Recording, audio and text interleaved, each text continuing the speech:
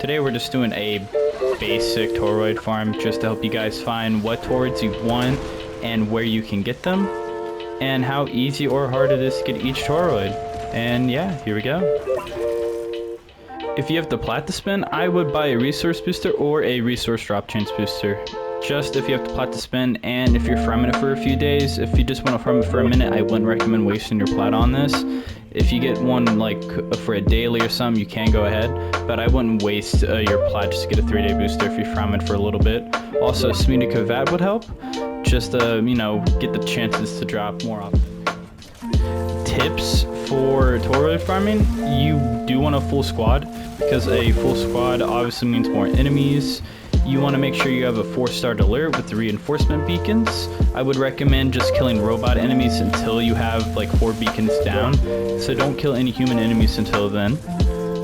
If you're in Steel Path, obviously the drop chance is higher if you can do Steel Path, and you can use recruit chat to find people that you need to do the Toroid farm with you, so you have a higher spawn rate for people. And for people like Necros or anyone that you're using, I would recommend using Nidus's Subsume, so you can group enemies together and kill more enemies, so more enemies can spawn in more frequently. Or if you're just taking too much heat and you need it to not take as much damage, you can use Octavia's Mallet Subsume, and it will take a lot of aggro off of you. Or if you just want to get health for your whole team, I would recommend using Blood Altar from Garuda or her Subsume on your Warframes, just because it does bring your survivability way high up. Or you could just have a Wisp on your team just to do the healing. Either or is just fine. When you're farming Toroids, I would recommend Core with Pilfering Strangledome, Necros with his Desecrate, or Hydroid with his augment mod just to make the farms quicker. Trust me, every little thing does stack, and getting everything like a Smetica Vat, resource drop chance, and a resource booster with these Warframes, you will get a lot more Toroids a lot quicker if you do that. So getting Kalda Toroids, they drop inside or near the Enrichment Lab. The Saito Arachnoids, they have a 20% chance to actually drop the Kalda Toroids, and every other enemy just has a 1% chance. And the Enrichment Lab is right here on the map.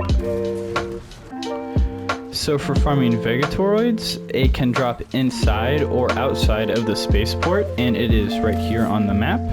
They have a 1% chance to drop from most enemies, but Ragnoids, Might Ragnoids here, have a 20% chance to drop these. And you can also get it from the Exploiters first stage, but it would just be better to get a full team and farm it here at the spaceport.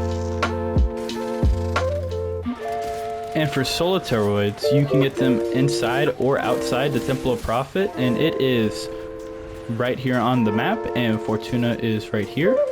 You have a 20% chance to get it from Kaita Arachnoids, and every other enemy is a 1% chance.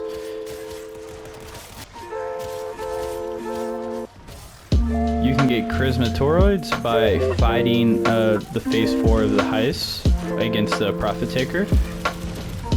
And it gives you about 6,000 standing each, so it's good for ranking up your standing. I wouldn't use your other Toroids to use the rank up rather than for the requirements, and if you need to build some, that's what I would rather you use.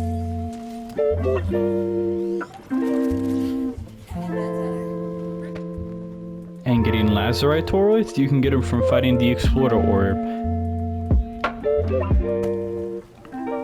So you can find Toroids in the caves in Orb Valis, but personally I can't find any. All the research that I looked said there was Toroids in caves, but I have no idea if they are. But if you are, you should run a Goss or a Vault, because it would just be the quickest way to run around and find the Toroids you're trying to find.